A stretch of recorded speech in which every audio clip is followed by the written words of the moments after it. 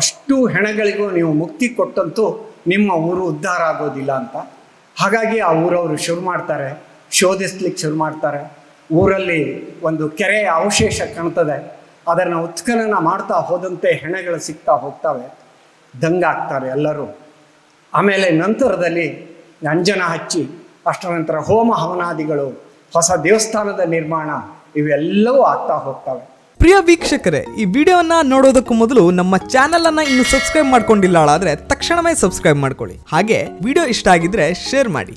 ಈ ನಡುವೆ ಧಾರ್ಮಿಕವಾದ ಭ್ರಷ್ಟತೆ, ದೇವಾಲಯಗಳಲ್ಲಿ ನಡೆಯುವಂತಹ ಭ್ರಷ್ಟತೆ, ಅವೆಲ್ಲವನ್ನು ವಾಚಿಸ್ತಾ ಕಾದಂಬರಿಕಾರರು ಸಾಕ್ತಾ ಕೊಟ್ಟ ಕೊನೆಗೆ ವಿಷ್ಣುಮೂರ್ತಿ ಕೆರೆ ಒಳಗೆ ಸಿಕ್ಕಲ್ಲಿಗೆ ಒಂದು ಸುಖಾಂತದಲ್ಲಿ ಈ ಕಾದಂಬರಿ ಮುಗೀತದೆ.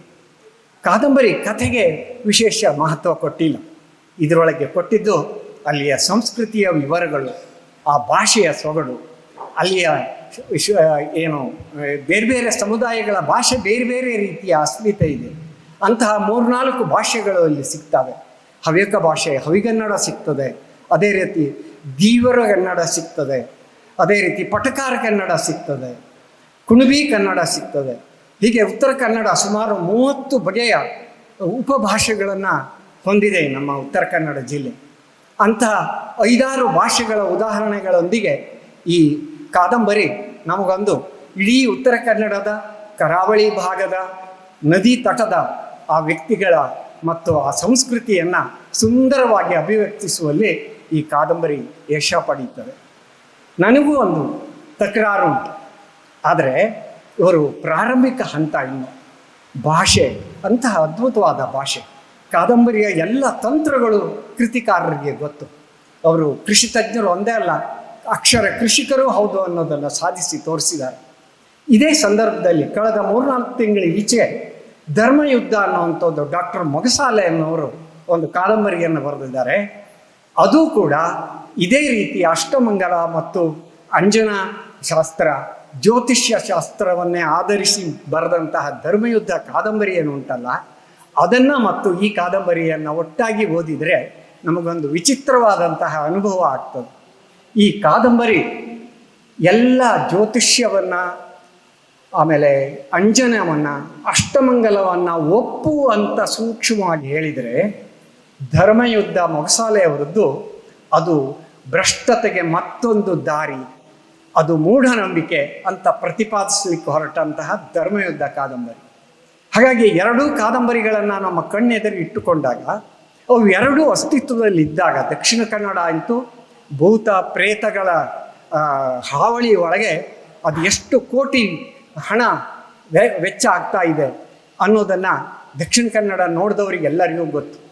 ಅಲ್ಲಿಯ ಹೋಮ ಹವನಗಳಾಗಲಿ, ಭೂತ ಪ್ರೇತಗಳ ಬಗೆಗೆ ಮಾಡುವಂತಹ ಹಲವಾರು ಕಾರ್ಯಕ್ರಮಗಳಾಗಲಿ ಅಷ್ಟು ದೊಡ್ಡ ಪ್ರಮಾಣದಲ್ಲಿ ಉತ್ತರ ಕನ್ನಡದಲ್ಲಿ ಇಲ್ಲದೆ ಹೋದರೂ ಕೂಡ, ಇನ್ನೂ ಕೂಡ ಗ್ರಾಮಾಂತರದಲ್ಲಿ, ಅದರಲ್ಲಿಯೂ ನಗರ ಪ್ರದೇಶದಲ್ಲಿಯೂ ಕೂಡ ಕಷ್ಟ ನಷ್ಟಗಳು ಬಂದಾಗ ಜ್ಯೋತಿಷಿ ಹತ್ರ ಹೋಗುವಂಥದ್ದು, ಅಂಜನಾ ನೋಡಿಸುವಂಥದ್ದು, ಇನ್ನೂ ಬಗೆಹರಿದೆ ಹೋದರೆ ಕೇರಳದ ಪುದುವಾಳರನ್ನು ಭೇಟಿಯಾಗುವಂಥದ್ದು, ಅವರನ್ನು ಇಲ್ಲಿಗೆ ಕರೆಸುವಂಥದ್ದು.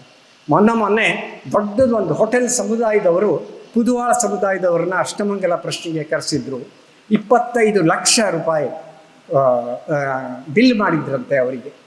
ಅಂತಹದ್ದನ್ನು ಕೂಡ ಮಾಡಿದ್ದಾರೆ. ಆ ಅಷ್ಟಮಂಗಲದಲ್ಲೇ 100 ವರ್ಷದ ಇತಿಹಾಸವನ್ನು ಹೇಳ್ತಾರೆ. ಆ ಧರ್ಮಯುದ್ಧದಲ್ಲಿ ಕಾದಂಬರಿಯಲ್ಲಿ ಒಂದು ಘಟನೆ ನಡೀತದೆ.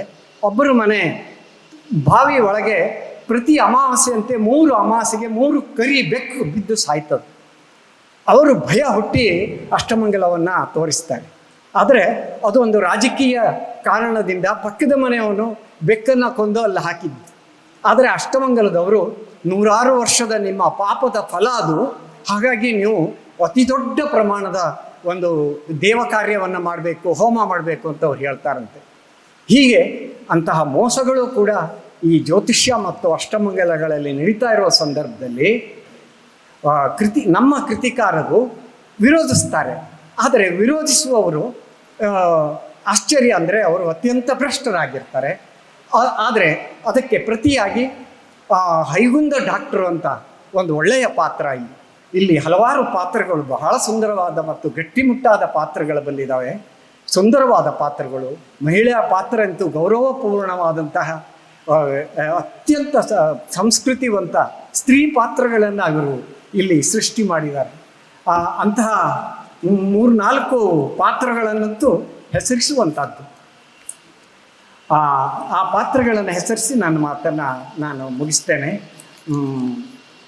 ಅಲ್ಲಿ ಸುರೇಶ ಮತ್ತು ಶಾಂತಿ, ಮಂಜಣ್ಣ ಮತ್ತು ಮುಕಾಂಬೆ, ಸುಬ್ರಹ್ಮಣ್ಯ ಮತ್ತು ಸಿರಿ, ಹೇರಂಬ ಶಾಸ್ತ್ರಿ, ಹೈಗುಂದ ಡಾಕ್ಟರು, ಟೊಪ್ಪಿ ಮಾಸ್ತರರು, ರಾಮಯ್ಯ ಗೌಡ, ಶಿವಯ್ಯ ಗೌಡ, ಮೋಹನಗೌಡ, ಹೀಗೆ ಜೀವಂತವಾದಂತಹ ಸುಂದರವಾದ ಗಟ್ಟಿಮುಟ್ಟಾದ ಪಾತ್ರಗಳನ್ನು ಇವರು ಸೃಷ್ಟಿ ಮಾಡಿದ್ದಾರೆ. ಅದರಲ್ಲಿಯೂ ಹೈಗುಂದ ಡಾಕ್ಟರ್ ಅನ್ನೋರು ಇಡೀ ಕಾದಂಬರಿಯೊಳಗೊಂದು ವೈಚಾರಿಕತೆ ಮತ್ತು ಚಿಂತನಶೀಲತೆಯನ್ನು ತೋರಿಸುವಂತಹ ಒಬ್ಬ ಡಾಕ್ಟ್ರಾಗಿ, ಒಂದು ಕಾಲದ ಸುಮಾರು 50 ವರ್ಷದ ಹಿಂದಿನ ಡಾಕ್ಟರ್ ಮನೆಗೆ ಹೋಗಿ ಡಿಲಿವರಿಯನ್ನು ಸಹಿತ ಮಾಡಿಸಿದಂತಹ ನೂರಾರು ಡಾಕ್ಟರ್ಸ್ ನಮ್ಮ ಎದುರು ಇದ್ದಾರೆ. ಈಗಲೂ 1-2 ಜನ ವೃದ್ಧ ವೈದ್ಯರು ನಮ್ಮ ಜೊತೆಗಿದ್ದಾರೆ. ಅವರು ಮನೆಗೆ ಹೋಗಿ ಬರಿಗಾಲ ವೈದ್ಯರಾಗಿ ಸೇವೆ ಸಲ್ಲಿಸಿದ್ರು. ಹೈಗುಂದ ಡಾಕ್ಟರ್ ಅಂತ ಒಬ್ರು ಇದ್ದರಂತೆ, ಲೇಖಕರು ಹೇಳ್ತಾರೆ.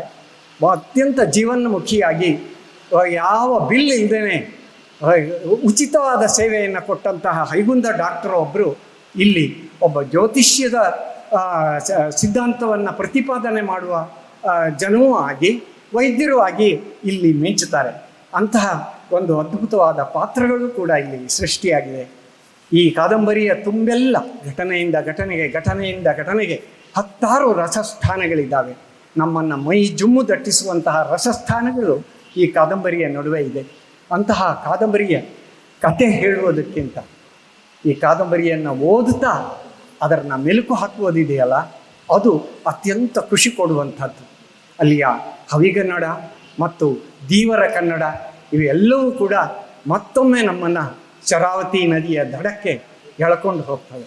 ಹಾಗಾಗಿ ಈ ಕಾದಂಬರಿಯನ್ನು ನಾವೆಲ್ಲ ಸೇರಿ ಮತ್ತೊಮ್ಮೆ ಓದೋಣ. ಆಮೇಲೆ ಈ ಕಾದಂಬರಿಯ ಬಗೆಗೆ ಒಂದು ಸೆಮಿನಾರನ್ನು ಏರ್ಪಡಿಸೋಣ ಅಂತ ಕೇಳ್ಕೊಳ್ತಾ ನನಗೆ ಅವಕಾಶ ಕೊಟ್ಟಿದ್ದಕ್ಕೆ ತಮಗೆಲ್ಲರಿಗೂ ಹೃತ್ಪೂರ್ವಕವಾದ ವಂದನೆ ಸಲ್ಲಿಸಿ ನಾನು ಮಾತನ್ನು ಮುಗಿಸ್ತೇನೆ. ನಮಸ್ಕಾರ. ವೀಕ್ಷಕ ಮಹಾಪ್ರಭುಗಳೇ, ನಮ್ಮ ಚಾನಲ್ ಅನ್ನು ಸಬ್ಸ್ಕ್ರೈಬ್ ಮಾಡಿ, ಶೇರ್ ಮಾಡಿ, ಪ್ರೋತ್ಸಾಹಿಸಿ.